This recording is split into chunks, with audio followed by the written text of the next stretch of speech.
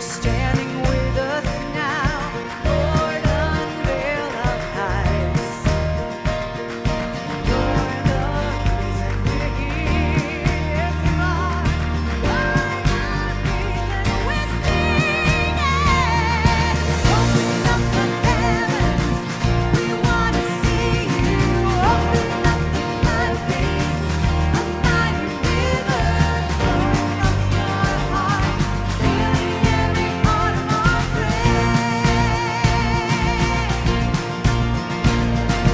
Open up the heavens. We want to see you. Open up the floodgates. A mighty river flowing from your heart, filling every part of our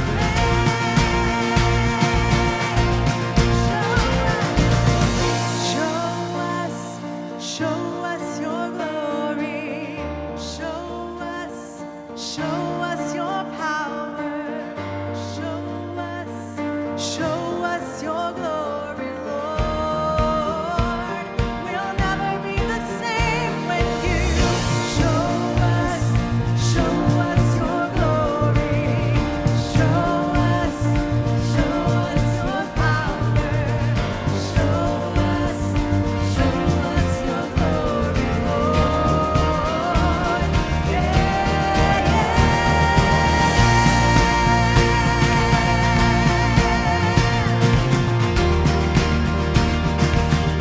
We wanna see you. Open up the heavens. We wanna see you.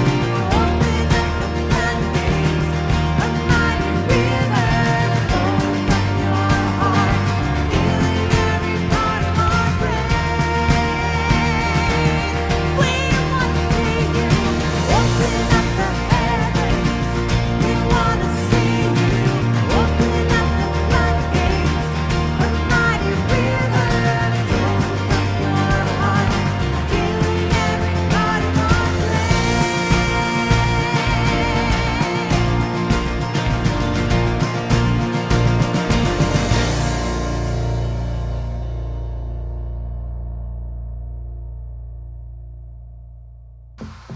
Hey everyone, and welcome to Church Online. My name is Tiffany, and we are so glad that you decided to tune in. If this is your very first time, we want to give you a special welcome. In fact, if you text the number below, we would love to send you a free Crosspoint t-shirt just as a thank you for being here.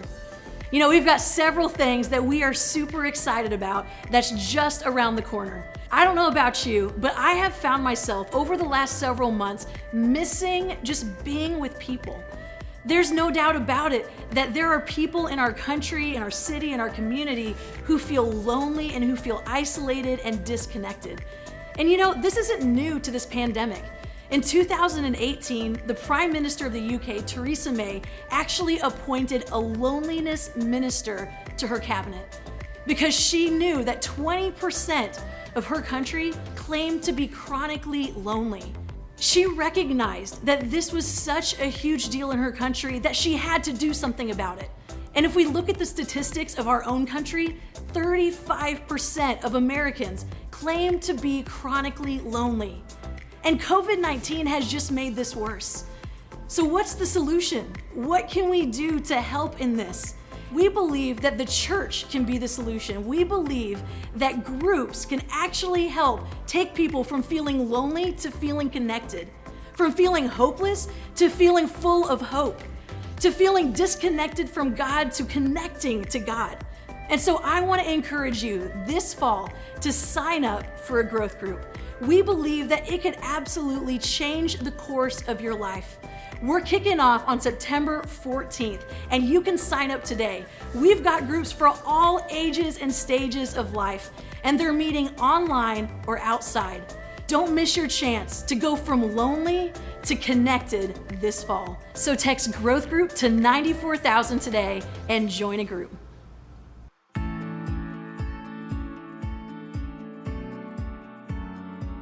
So many kids in our area are starting school this week or next week. Many of the kids don't have money to buy simple things as a pencil or paper. So what's cool is we provide that for them so they have no worries at all to start the year off right. We want to come alongside these families to provide support and love during this time. I remember when I was a kid, I would wake up on the first day of school and I didn't have paper, I didn't have pencils, and my mom wasn't able to provide that for us. So just knowing that these kids are going to start this year off right, on the right foot, ready for the school year, is something that we believe in here at Crosspoint. I remember as a kid receiving a packet like this, and it brought so much joy and made me feel so loved, knowing that a church was not only praying for me, they cared for me enough to provide this for me for the school year. Crosspoint, thanks so much for giving. Because of your generosity, we're able to do things like this on Love on Families in our whole community.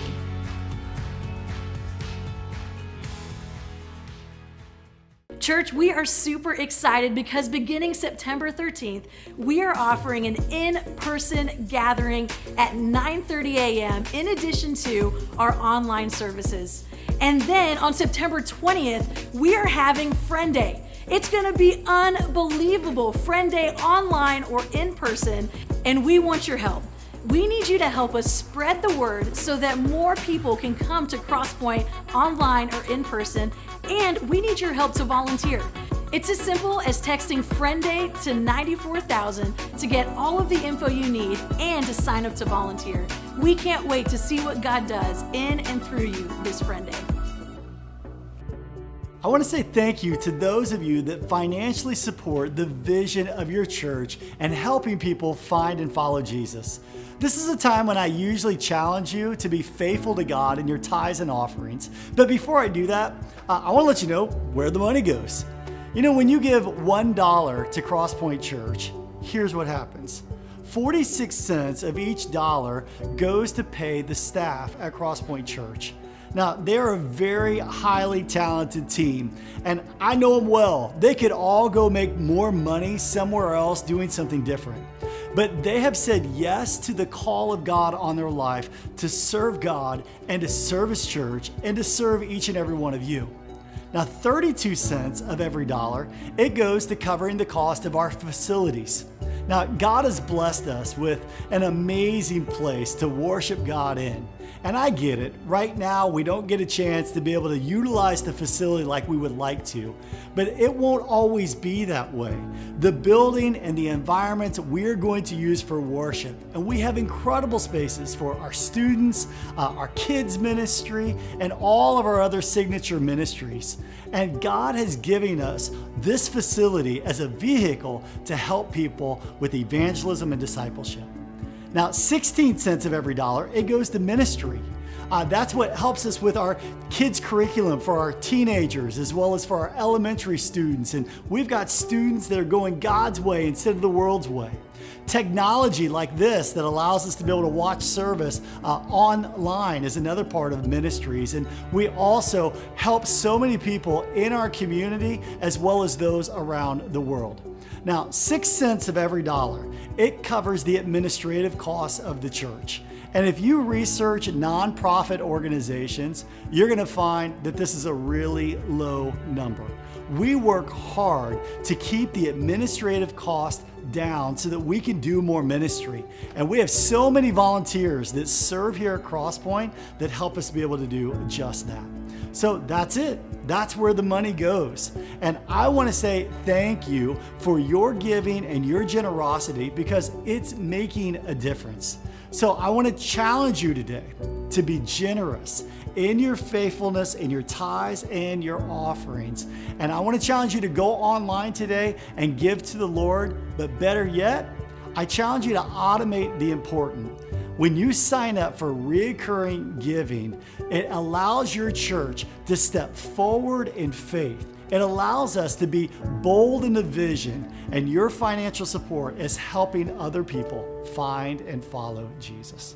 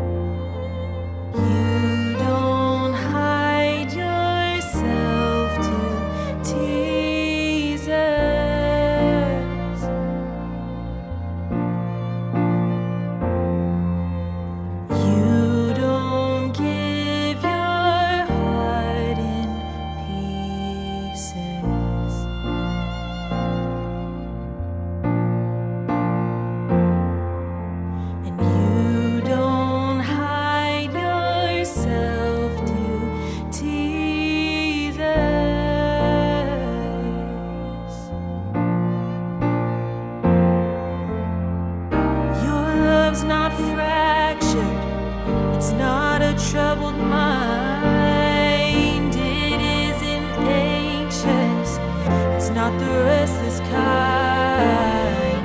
Your love's not passive, it's never disengaged, it's always present, and it hangs on every word we say. Love keeps its promises, it keeps its word, it honors what's sacred, and its vows are good. Your love's not broken, it's not insecure, your love's not selfish, your love is pure. You don't give your heart in pieces, no, and you don't hide yourself to tease us, no,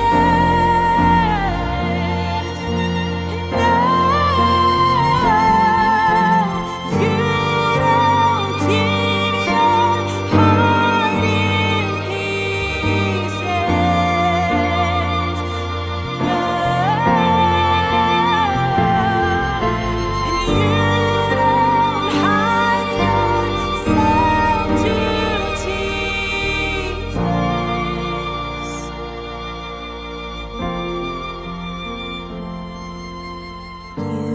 don't give your heart in pieces.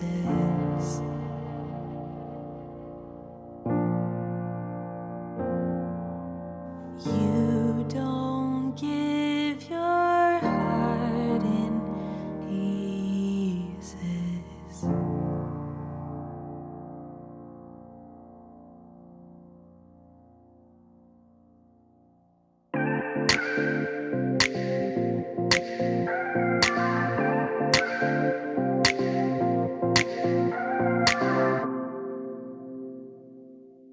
Welcome to Church Online today. We are so excited to have you participating, watching with us today. We have a great service plan today, don't we, Matt? Man, I'm very excited about it at this moment. It's going to be awesome. Hey, we want you today to be a hope dealer. You don't deal dope, you deal hope. And here's how you can be a hope dealer today, by sharing this. And so if you're watching online right now, man, get the word out and let's share the hope of Jesus Christ. And we're in this series, brand new series, kind of brand new, called Thriving in Babylon. And this year we've taken the book of Daniel and we've decided that what we're going to do is do a deep dive into the entire book, but we break it up into these Netflix seasons. So we're in season 3 today. What chapter are we in? Chapter 3. Chapter 3, perfect. So we're going to go through Daniel chapter 3 today, and just to give you a little context of what's happening, is this is a story, a history story of God's people, the Jewish people that were exiled to Babylon in 600 BC. And some of you love history, and you're going to love this story. Some of you fell asleep during history class. So you say, how is this even relevant today? Well, this is incredibly relevant, and here's why. Because this is a story about people that were ripped out of the security of their own homes. This is a story about people that went through trouble, tension, and transition. And they found themselves, instead of being, in God's place, that they were now in Babylon. And Babylon was very much an anti-God culture. And it reminds me of what we're going through as well, because I believe that the United States of America, used to be a place that, just like our money says, in God we trust. I don't know how much that we trust God much any longer. And we find ourselves like these like these Jewish people in Babylon, where we're in a place that is anti-God. And I think America has now, instead of having its foundation of God, has definitely turned. And so we want to study the life of Daniel, the book of Daniel, because here's what we notice in this book, is that God's people, they were able to thrive in Babylon. They were able to thrive in a place that was not God-centric. And they did it in such a way to where they were still set apart. We hear this word holy. Holy, the Holy Bible, to be holy. That simply means to be set apart, to be different, to not lose your characteristics, to do it God's way instead of the world's way. They were able to thrive in Babylon by keeping their biblical values, but at the same time, they also weren't, hurting people. You can't win your enemies to Christ. They weren't causing enemies all around them, and they were able to thrive in Babylon, which I think is going to be pertinent information for us in the culture that we find ourselves in today. Yeah, and Brian, I'm pretty excited to do this talk together today, and in part because one of the major themes that pops up throughout the entire book of Daniel is our tendency as people to self-sabotage. So I guess really to illustrate what it looks like to do self-sabotage, I actually want to play a game with you, despite maybe my better judgment. I love games. I love games. Like I said, despite maybe my better judgment, mostly because you're my boss, we're going to play a game about self-sabotage called What Are My Worst Habits? So what a horrible game. Yeah, it's going to be really fun for half of us. So I'll be the question asker, you be the answer. So Brian, just kind of out of curiosity, do you have any tendencies, things that you do at home that just drive people at your home crazy? Now, just to be fair, you don't have to maybe give your absolute worst tendencies. Oh, thanks. I mean, we can keep at least a modicum of mystery about you. But what are some things that you do that just drive people in your home crazy? What do I do that drives my family crazy? Let's go with Shannon. What drives Shannon crazy? Okay, so I was diagnosed last year with sleep apnea. Okay, which basically means I snore like a freight train. Yes, you do. Now, you know this, because we travel together. We've shared hotel rooms on occasion, and yes. So I was diagnosed with sleep apnea. I snore so bad I wake myself up whenever I snore. But I got the sleep apnea machine now, which keeps me from snoring. Now, what's interesting is Shannon has never complained about my snoring. She's a deep sleeper, or she has a lot of grace. She's a little bit of both. But now that I have this sleep apnea machine, it doesn't always fit around my head. I kind of turn, and I don't know if you've ever heard this. I mean, the amount of pressure going up my nose, it sounds like a plane taking off. And so when it gets out, sometimes it just is like, shh. And that is driving Shannon more crazy, I think, than my sleep apnea. So that is really annoying to her. Man, that's really good. How about you, Matt? Let's continue the game on. All right, I guess we can. So Matt, what do you have that is completely annoying and obnoxious that just drives your wife crazy? I guess it's probably just that I just care too much for her, I guess. No, I'm just kidding. No, one thing that, kind of speaking of just things that happen while we're sleeping, Jen tells me this, that I chew in my sleep. I'll just be... Which is, I don't know anybody else that does this, but, I guess I chew my sleep and it drives her crazy. It keeps her up at night. It's awful. But, okay, here's the reason why I'm even asking you the question is, I don't know if you've noticed this. Other people will drive you crazy, right? But how often do you find, you drive yourself crazy? That more often we give ourselves a ton of grace in most situations. But the reality is, we get in our way a lot. In fact, we often make life really difficult for ourselves, and we don't really realize it, and that's self-sabotage, right? Right. Now, the common denominator between most of our problems that we have in life is us. Yeah. If I had to kick the person that was responsible for most of my problems in life, I wouldn't be able to sit down for a week. So, we understand that we are usually the problem.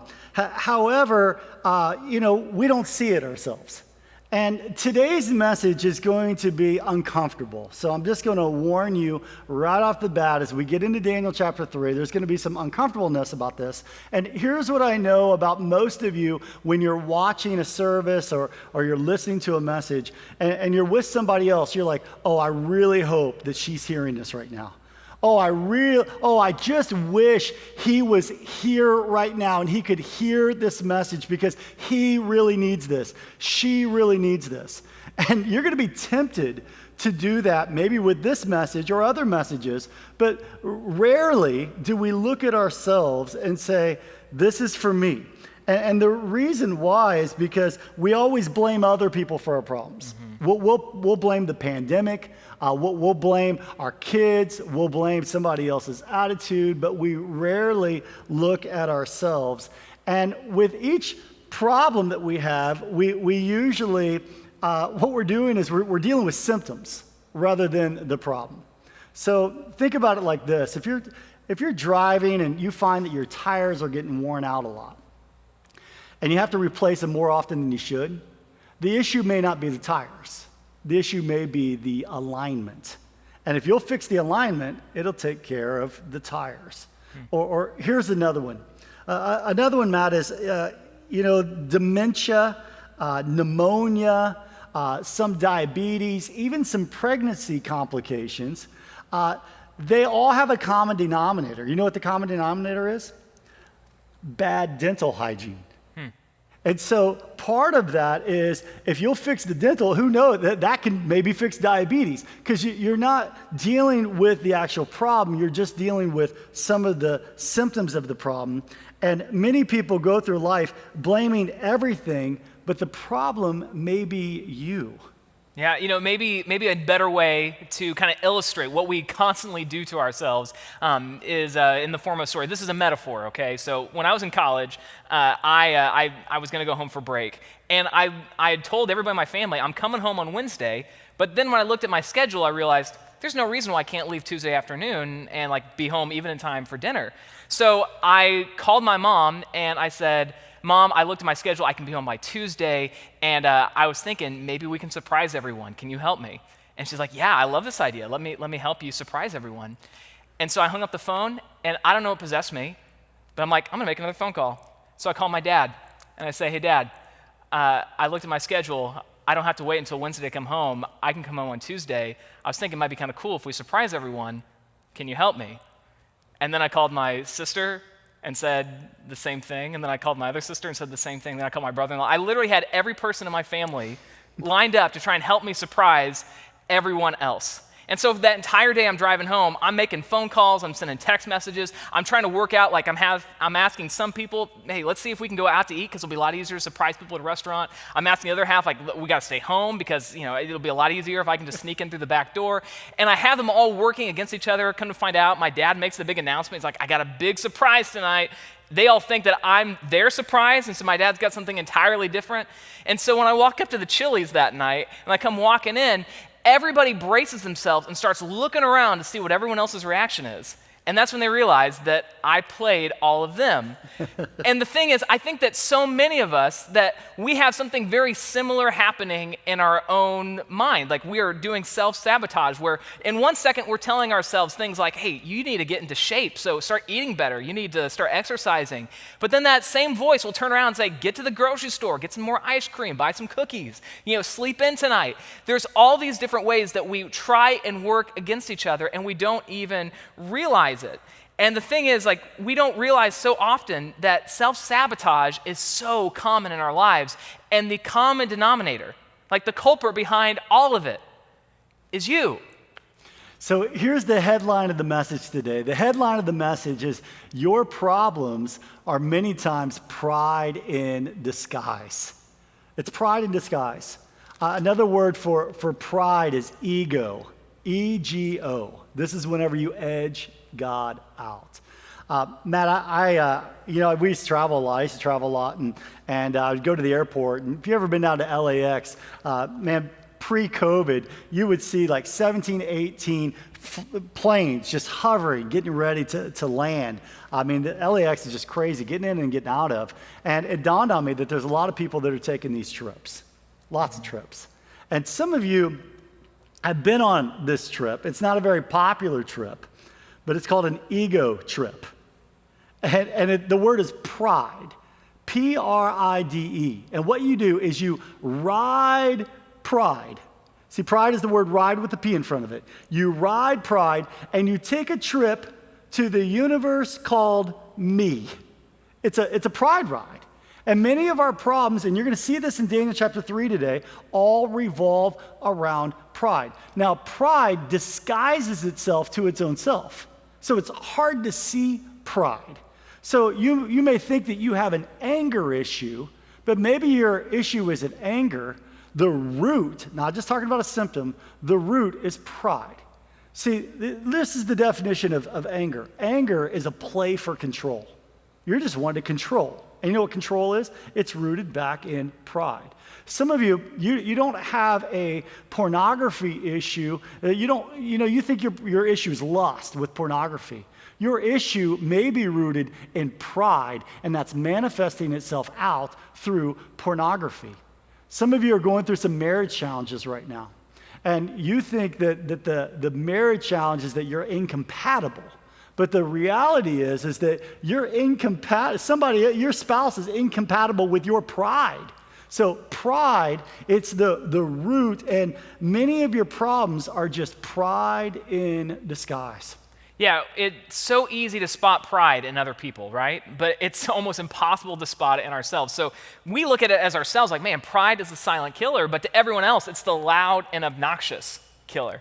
And our story today from Daniel chapter 3 is all about pride manifest. So in fact, we're going to be talking about the king Nebuchadnezzar. And before we get into exactly what happens, let me tell you, Nebuchadnezzar was a big deal. You know, Nebuchadnezzar was Caesar before Caesar. He was Alexander the Great before Alexander the Great. He built an incredible empire. He built an empire that was really one of the world's first preeminent superpowers. And in fact, Babylon was multi-ethnic. Their economy was incredible. They had so many things going for them. Even to this day, historians will look back and say the Babylonians were an incredible empire for their day and age. In fact, even the Hanging Gardens that Nebuchadnezzar had commissioned are still considered one of the ancient wonders of the world. And so when we talk about what Nebuchadnezzar does with this incredible list of accomplishments, I want to be very clear, like this is not just some other dude that's hidden somewhere on the other side of the world who tried to make a big deal out of himself when he really wasn't that great. Nebuchadnezzar had the resume, but the way he uses it is not great. And so this is what Daniel chapter 3 verse 1 says. It says, King Nebuchadnezzar, he made a gold statue 90 feet tall and 9 feet wide, and he set it up on the plain of Dura in the province of Babylon. Now, to be fair, we're not 100% sure exactly what the statue is an image of, but historically it's been understood that more than likely this was a giant statue of Nebuchadnezzar himself, that he commissioned all these artists to go and make a giant 90-foot tall statue of him. And this was what he does. He says, all right, this is such an incredible work of art. I'm calling all the magistrates, all the governors, the officials, the advisors, the treasurers, the judges. Basically, if you're on the payroll, you need to be here. I'm also getting an orchestra. And just so we're all clear on the rules, as soon as the music starts playing, you all better hit your knees and you better start worshiping. Like, if you don't do it, I've also brought right here a giant furnace. We're going to turn this thing on. We use this to smelt metals. But today, if you choose not to worship me, you're going right into the furnace. And so that's what he does. He brings everyone that's on the payroll into the plain and says, once you hear that music, start worshiping.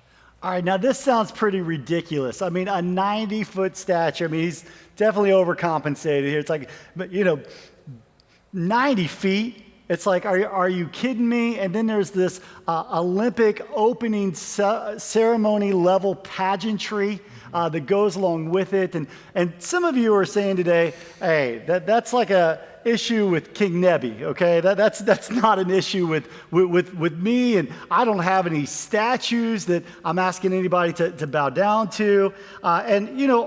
We see all this, but I think the reality is most of us have a level of King Nebuchadnezzar inside of all of us. And we all have this desire, like King Nebi here, to be praised, to be affirmed and celebrated. We all have this desire inside of us that we want to be significant. And pride, it thrives in our culture today. It thrives in a world that is filled with competition and comparison. And we have so much comparison with social media today. There's so much competition between me and someone else. And pride says, I want more than you have. Pride is a supersized amount of self-esteem. Pride says, I don't want just more. I don't want to just be successful. I want to be more successful than you. Pride says, I don't want to just be loved. I want to be loved more than my siblings. Pride, it says, hey, there's winners and there's losers.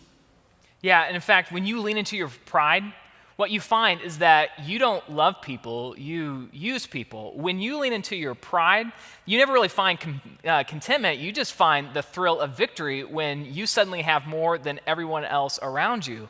When you lean into your pride, you have a constant list of enemies, the people that are trying to chip away at your greatness. And I just want to tell you, that is no way to win. In fact, here's what author C.S. Lewis says about how you can tell if you are a prideful person. He says this, ask yourself this question: how much do I dislike it when other people snub me, or refuse to take any notice of me, or shove their oar in, or patronize me, or show off?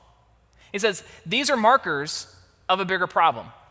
And so if you really look at what Nebuchadnezzar did on the plain of Dura that day as he puts up this 90-foot tall statue, the first thing he does is this. He wants to make sure that he takes up the most space. I mean, think about this. He builds a 90-foot tall statue to himself. It could be seen for miles all around. It wasn't just enough to be great and be recognized by other people as great. He has to announce to the world, look how incredible I am. Maybe for you, you can ask yourself the question, how long does it take before you inevitably have to turn the conversation to you? I don't know if you've ever thought about this, but there's a classic book, actually written close to 80 years ago, called How to Win Friends and Influence People. And really the whole point of the book is if you want to make other people like you, don't talk about yourself, talk about them. And the reason why is because the average person believes that they're the most important person. And if other people would recognize that, then that would be great. And so if you want to win friends and influence people, you just turn the conversation to them, make them a big deal, and suddenly you've won them over as a friend. And the reason why, because that's exactly how we're wired. We're wired to want to make ourselves a big deal. Yeah, I've heard this whole thing that everybody tunes in to this station called WIFM. What's in it for me? And that just kind of shows you just the nature, the character of our selfishness that we have is everything is about me. I think that if you're going to thrive in Babylon, you've got to move from a me mentality to a we mentality. Here's the second thing that he did is he called all of his fans together for the ceremony. Now, let me tell you what was really going on here is this was a you scratch my back, I'll scratch your back kind of a deal. Because all of these people, they came in, but they wanted to be significant in King Nebuchadnezzar's eyes. So they were both using each other here. This was a horse trade because they were coming in thinking, hey, if we do what the king says, then it's going to up our opportunities with the government. It's going to give us more opportunities with the king. But the moment that he stopped feeding their ego or their significance, then they would bounce out. And oftentimes we do the same thing. And here's the test. The test is, are you just about relationships for what you can get out of it, on what someone can give you? Are your relationships built more on a monologue or a dialogue? Is it really about us collectively together? Do you stay in relationships based upon what people give you and what you can get back? See, because that's a very selfish way to live. And here's the third thing that King Nebuchadnezzar did, is he manipulated the emotions of the crowd to woo them. And here's how he did it. It says that he played music. Have you ever noticed the power of music and how music can play on your emotions? If you're ever watching a movie and all of a sudden you're watching a scary movie and because of the soundtrack, because of the music that's playing in the background, it can make something really scary. Or the music can make you fall in love. I mean, it can manipulate your emotions and your feelings. Right now, we're watching the NBA playoffs, and they're in the bubble. So in the bubble, there's not very many people that are there. But here's what I've noticed: they have piped in a lot of sound. They piped in a lot of music and a lot of crowd noise. And why are they doing that? To make the environment better, to manipulate the experience so that the experience is better. Now, here's what I know about you. I know that whenever you're not in conversations and all of a sudden like kicking on like Spotify music to like manipulate people through music. You may not do it that way in a conversation. However, we're really good at manipulating the facts and spinning the facts to make us look good, to leave out little parts. And why do we do this? Because our arrogancy and our pride inside of us and our ego wants other people to be won over to our opinions, won over to our viewpoints. And man, that is a mark of pride when we begin to manipulate other people in order to woo them. You know, and the last thing he does is he plates the statue in gold. I mean, there would be no defects in design. Like the skin tones would be even. There'd be no wrinkles, no blemishes, no unsightly, age marks anywhere on the statue. And it was really because he wanted to make sure that it was the most valuable thing, and he was seen as such an incredible thing of beauty. You know, and it's kind of like your Instagrams. Right? Like if you want to see what somebody wants you to think of them, look at the photos that they post of themselves. If you want to see who they really are, maybe you look at the photos that they're tagged in.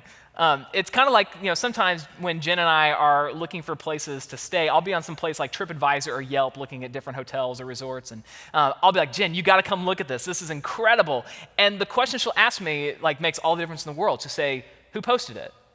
And if I look in the little corner of who posted the photo, if it's the company that posted the photo, if it's the actual resort that posted the pictures of the rooms and of the pool, then I know that they're manipulating it in some way. They're making sure that the room looks the absolute best. They're making sure that the pool is as clean as it can possibly be.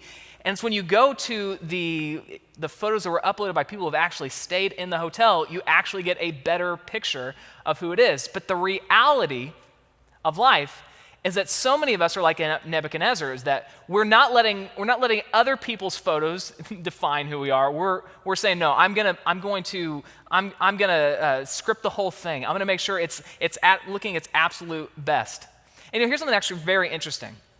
There's no way that, as rich as the Babylonians were, that they could have built a statue that was solid gold, 90 feet tall and 9 feet wide.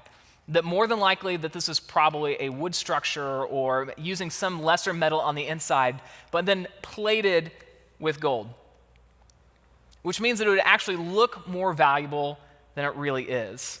The surface communicates what we wish, but not necessarily reality. And the thing that I just have to think about is that really the biggest difference between me and Nebuchadnezzar, or you and Nebuchadnezzar, is not that he's prideful and you're not. It's that our monuments that we built to ourselves just don't happen to be 90-foot tall gold statues on the plain of Dura. They're found in what we put on social media. They're found in the stories that we tell about ourselves. They're in the public image that we want to make sure everybody believes about us. So how do you identify pride? I think pride can look so many different things. Sometimes we think it's just big mouth, outlandish types that struggle with pride, but you can be, quiet and conservative and still struggle with pride. You can have inner pride inside of yourself. I identify it by things like vanity, insecurity. I think when you don't care about other people's opinions on things, when it's just about what you think without thinking about anyone else as well. There's so many different ways that pride can flesh itself out, but I think we have to be careful. And so what's the antidote? How do we keep ourselves from being like King Nebi here? And how do we keep from this whole pride? Remember I told you pride is the word ride with a P in front of it, and we ride pride to the universe called me. See, what we need to do is we need to land the plane. You need to put your seat table up, your tray up in a lock position. You need to fasten your seatbelt, and you need to land that thing back down. And here's what you do. Once you get landed, then what you got to do is you got to do something really outlandish. You've got to strip. Now, I'm not talking about stripping your clothes. I'm talking about stripping yourself of all of your pride. And you need to put on some 1 Peter 5:5 wear. 1 Peter 5:5, it's a true biblical fashion statement. Here's what it says: clothe yourselves in humility. That's the antidote to pride. It's to clothe yourself in humility. God resists the proud, but he gives grace to the humble. Now, Jesus modeled this for us as well. I love this passage of scripture in Philippians chapter 2. Here's what it says: don't be selfish. Don't try to impress others. Be humble. Be humble or you'll stumble. Be humble, thinking of others better than yourself. Don't look out only for your own interest, but take an interest in others too. You must have the same attitude that Christ Jesus had. Though he was God, he did not think of equality with God as something to cling to. Instead, he gave up his divine privileges. Think about this. Jesus was in heaven at the right hand of God. He gave up his divine privileges. He took a humble position of a slave, was born as a human being, and when he appeared in human form, he humbled himself in obedience to God, and he died a criminal's death on the cross. Listen, if I was Jesus and I was coming to this earth, I'd be like, hey, look at me. Listen to me. But he didn't. What Jesus did, even before the cross, is he went to the upper room and he took a basin filled with water and a towel. And the same fingers that created the mountains that we get to explore, that creates the beaches and the beautiful sunsets, the same fingers that created those things were now massaging filthy toes and feet of the disciples. That is an act of humility, of service to other people. And Philippians says, just as Jesus set this example, that's the kind of example that we need to set as well. We need to land the plane. We don't want to be like King Nebuchadnezzar. And here's a question that I want to give you in closing. And this is a dangerous question. And those of you that really have a lot of pride, there's no way you'll ask this question because you're afraid what the answer may be. But I want to challenge you, maybe to those you work with, to somebody you're dating right now, maybe a spouse. You might pose this question to mom, your dad, your children, people that know you. Here's the question to ask: what's it like to live on the other side of me? What's it like to be on the other side of me? And then just listen. Just listen. And why would you ask this question? Because the last thing that you want to do is to be loaded and filled with pride and keep people far away from you and give them the Heisman stiff arm, all because of our pride. Listen, I believe God has called us to humility, and the number one thing that you can do, if you really want to take this thing to the next level, it's to surrender your life to God. That's what humility is. It's when you wave the white flag of surrender, when you say, I'm no longer in charge of my life. I'm no longer going to take the steering wheel. I'm going to set shotgun, and I'm going to allow God to steer my life. And if you would like to do that today, I want to encourage you to pray this prayer with me. Just say, Dear God, God's with you right now. Wherever you're at, listen to this, watching this. Say, Dear God, I'm asking you to forgive me of my sins and take full control of my life. God, I'm landing my plane. I'm no longer living this life for me, but God, I'm willing to live this life for you. So forgive me of my sins. Come into my heart. God, here I am. I'm all yours. In Jesus' name I pray. Amen. Hey, God bless you. If you prayed that prayer today, we want to celebrate with you, and we want to help you not just find Jesus. Today's an awesome day, but this is the starting point, not the ending point for you. This is the beginning. We want to help you follow Jesus as well. So we have some resources that we want to mail out to you. We'll send it to you for free. Just put text us the message below, and man, we would be honored to be able to help you in your spiritual journey. Hey, Matt, talk to him a little bit about where we're going next week. Yeah, so we're going to continue in our story of Daniel chapter 3. And like we talked about, Nebuchadnezzar's rule was if you don't bow and worship, you're going into the furnace. Well, there's actually 3 guys who don't bow down, and they're not apologetic about it. But the thing is, they also weren't like in your face and like abusive about it either. So if you've ever wanted to know how you can hold on to your convictions in a world that is putting you under intense scrutiny, you're not going to want to miss next week. God bless you guys. Thanks for joining today. Thanks so much for tuning in today. We hope you are encouraged and strengthened. And if you made the decision to put your faith and trust in Jesus, we celebrate with you. In fact, we would love to come alongside of you in this journey. So text the number below and we'll reach out to you this week. Hope you have a great week, and we'll see you next time.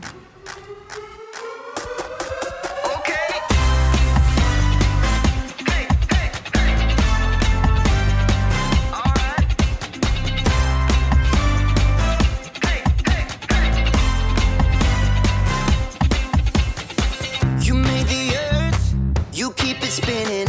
You made the ocean and everything in it, and you made the sky so blue, and you made every other color too.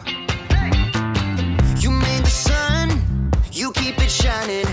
You put the moon up in the midnight sky, and everything around me created by you only. I just wanna thank you, 'cause everything you made is so beautiful. Every single star and every beat of my heart, and it's beautiful. You made my feet, you made my hands. You make me sing and you make me dance, 'cause your love is all around me, and your love is so astounding. I just wanna thank you, 'cause everything you made is so beautiful. Every single star and every beat of my heart, and it's beautiful. Here we go, break it down now. Everything you created with your imagination is wonderful and good, wonderful and good. You're my inspiration beyond all explanation. You're wonderful and good, you're wonderful and good. Everything you created with your imagination is wonderful and good, wonderful and good. You're my inspiration beyond all explanation. You're wonderful and good, you're wonderful and good. I just wanna thank you, 'cause everything you made is so beautiful. Every single star and every beat of my heart, and it's beautiful. I just wanna thank you, 'cause everything you made is so beautiful. Every single star and every beat of my heart, and it's beautiful.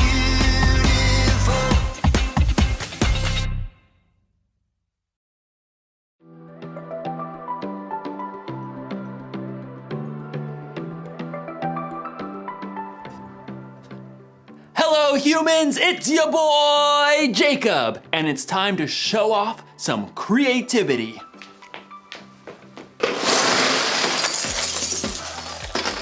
Creativity is imagining what you could do because you were made in God's image.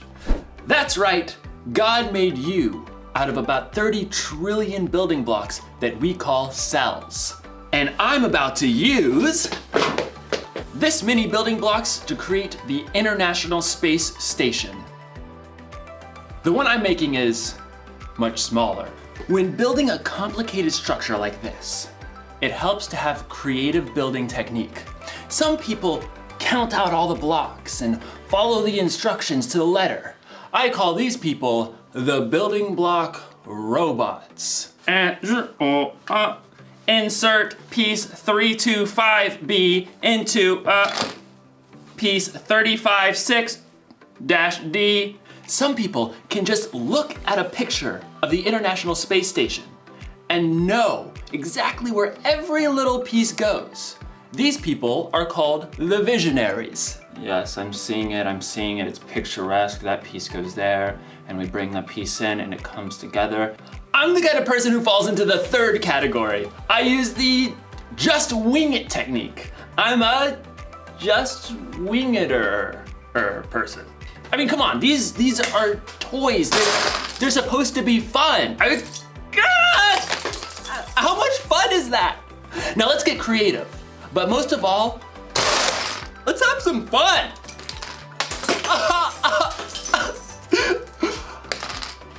So I don't know, just give me like 15 minutes. I'll get this all worked out. Why? There's just too many blocks. There's too many blocks. I've been looking, there's this one little gray piece that I need to make it perfect, and I can't find it anywhere. This is supposed to be fun. I'm supposed to be having fun, and this isn't fun at all. Whee, whee, whee.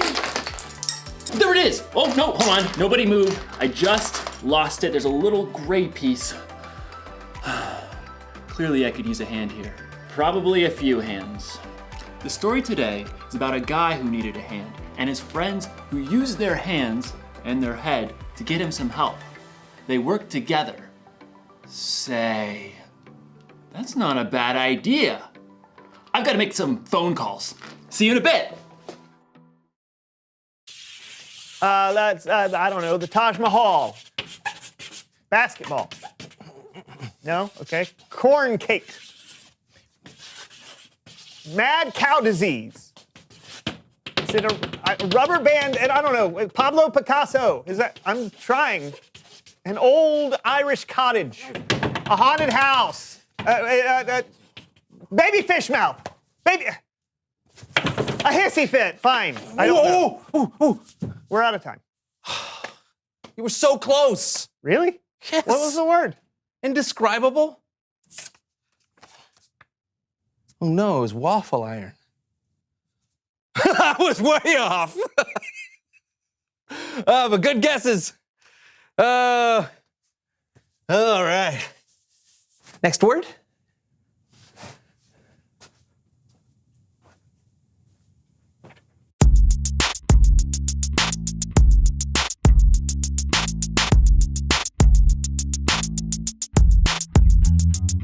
Because that's just not the way we do things around here. But it would be so fun. Why not? We can't bring 20 baby goats into would your be so basement. cute. That's not a reason to bring baby goats in your basement. Why can't you be more fun? Why can't you be more serious? Fun. Serious. Fun. Serious. Oh, hey. Hey, my name is Brandon. And I'm John. This is the So and So Show, where we like to have fun while talking about things that are often quite serious. Yeah. I'm sorry, John. I really shouldn't ask you to change. You are you. I am me. I know you're right, Brandon. It's our differences that have made this friendship work as long as it has. Yeah. Hey, do you remember when we first met? Are you kidding me? Of course I do. It's almost like it was yesterday.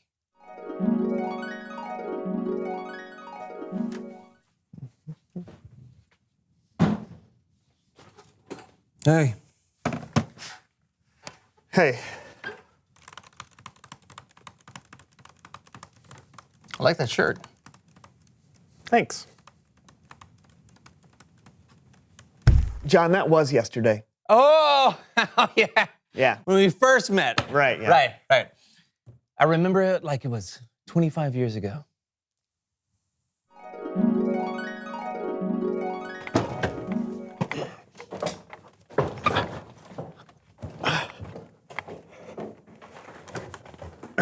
Sup?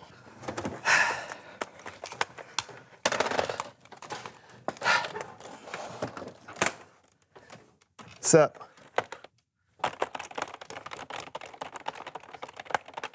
Hey, that outfit's all that in a bag of chips. Thanks, Home Skillet.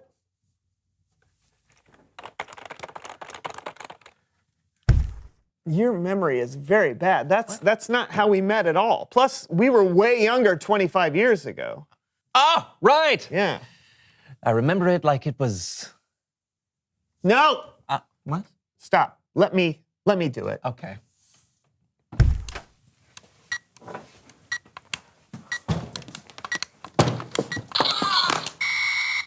Hey. Hey. Oh, yeah, it's all coming back to me. Yeah, just a couple of creative kids, our whole future ahead of us. Hey, what would you want your younger self to know if you could talk to him today? Don't be afraid of mayonnaise. It's delicious. That's not true, first of all. Mayonnaise is gross. It is. And second, wouldn't it be neat if we could go back in time and talk to our younger selves? I've got a better idea. This always goes well. Please welcome someone who knows stuff. Whoa. What's going on? I don't know. Clearly, we've traveled 25 years into the future from the moment we met until now. These old people, they're future versions of ourselves. It's really obvious.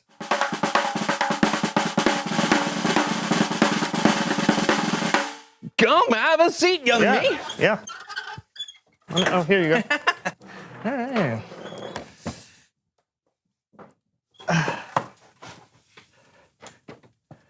You're taking this well. Just your standard time travel episode. Didn't you ever watch Quantum Leap? Yeah. Oh, of course you have. You're me. Yeah. Okay, no, we obviously know who you are, but what do you know? Oh, I'm really good at math and writing. And I'm also really good at making sounds with my mouth. I totally forgot we could do that. Okay, what about you, me? What do you know? I know that I can't stay here very long. My father wants me home before lunchtime. What? Are you serious? You just traveled through time. Take a minute, man. Make some mouth noises.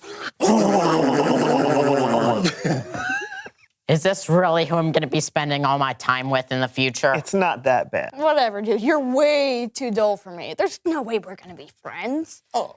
This is our future. Do you still not get it, genius? Oh, see? He called you a genius. I was being sarcastic. Simpleton. Okay. Now, wait a minute. I think that sounded like an insult, Mr. Boring McBoring Pants. Don't attack him. That's me. What are you, his dad? Yeah, what are you, my dad? You guys are so mature. Can I go home now? Yeah, go, and I hope I never see you again. Yeah. You will see me again. This is our future. What are you talking about? Can we please just stop? None of this is actually Oh, possible. there he goes again, taking away all our fun. This is serious. Fun! Serious. Fun! Serious. Fun! Serious! It's Bible story time with Kellen.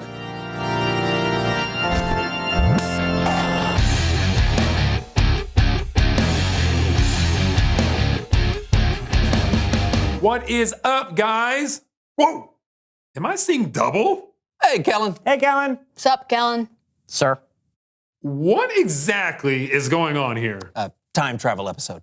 Ah, gotcha. What story are we doing today? It's a story about some friends who had to get creative to help another friend.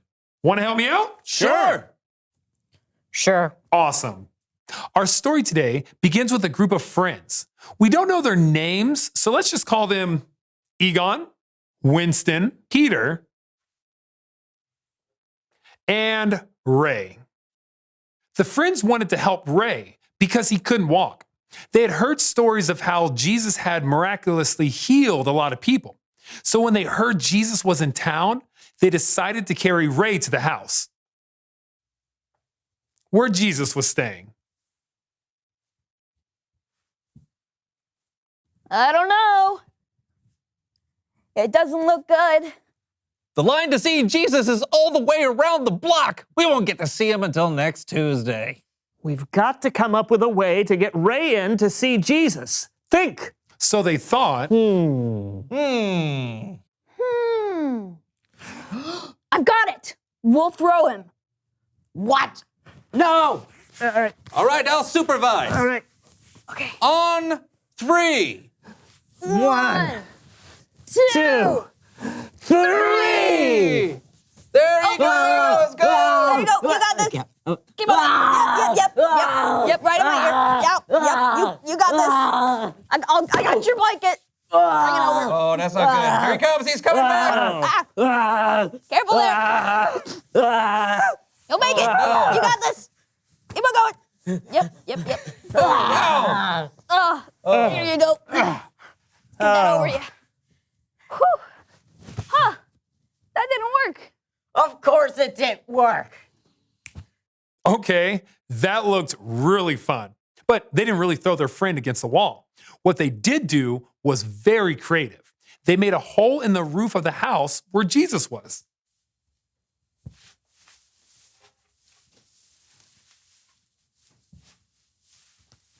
And they lowered Ray's mat down to see Jesus. Whoa! Whoa! Whoa! Whoa! Whoa! Whoa! Oh! Hi, Jesus. Hi, Jesus. Son, your sins are forgiven. What? He can't say that. Only God can forgive sins. You with me, guys? Guys? Ugh. You with me? Yeah. Why are you thinking these things? Is it easier to say, your sins are forgiven? Or to say, get up, take up your mat, and walk? But I want you to know that the Son of Man has authority on earth to forgive sins. I tell you, get up, take up your mat, and go home.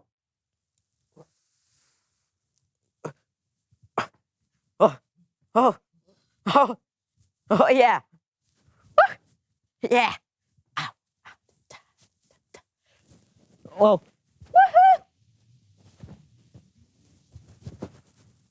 Jesus did a miracle in front of all those people. Probably didn't give the guy the ability to fly like that, but it was still miraculous. And it all began because a group of friends came up with a creative way to help their friends see Jesus. The end. that was great, Kellen. It's great to see friends working together to help each other out. Totally. We all need people in our lives who can be there when we need them. Plus, we need to be people who are there when others need us. Just like Brandon is there for me. And John is there for me. But we're so different. Yeah, but that's what makes the relationship work, right? You're like the serious one, so it helps keep the show from going off the rails. Oh, and you probably help us loosen up and have fun in a way that makes us more creative and makes the show more interesting. And Kellen's the glue that holds it all together. Did you hear that, Kellen? You're the glue. Oh, thanks, guys. And it's an honor working together with you to help others see Jesus. Thanks for the story, Kellen. See you next time. Bye.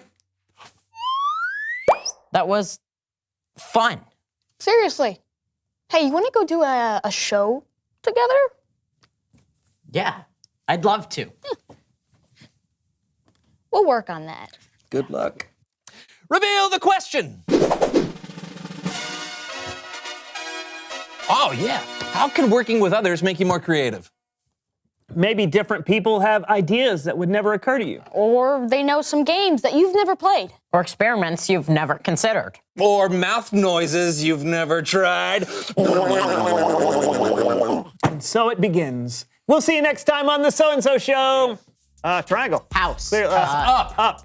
Pointing north. Moving So-and-so up. show. Arrow. Arrow. North. Apple pie. sun- Cherry pie. Peach pie. Peach pie. Cherry pie. Strawberry pie. Tomato pie. All right. right. Brandon. Uh, Foot. Foot. All right. That's foot. I give up. Toothless. Snaggletooth. Toothless. Toothless. One tooth. Toothless alligator. Yes! Oh! Toothless alligator. Yes. All right, who gets to draw next? All right, I get My to draw turn. next No. because I'm so good. You can accomplish a lot when you're being creative. You can cure diseases. You can design buildings. You can build an international space station out of blocks. Pretty amazing, right? But here's a little secret. You can almost always accomplish more by being creative with others. Other people can help you come up with ideas you've never had before. Other people can help you put your ideas to work faster and better than you can do on your own. And just like in our story of the friends who helped the man who couldn't walk, other people can help solve your problems. And when the problem's too big, other people can lead you to Jesus. No problem's too big for him. When we're creative, we reflect who God is to the people around us. And when we work with others, when we use our unique creative techniques with the unique creative techniques of other people, we can really show the world how uniquely creative God is. That's the one thing to remember today. God created you to work with others. You know, I didn't build this thing all by myself. I called in a bunch of people to help. Some were building block robots, and some were visionaries. And some, like me, brought the fun. And we were just winging it, man. Whee! Just kidding. I'll see you next time.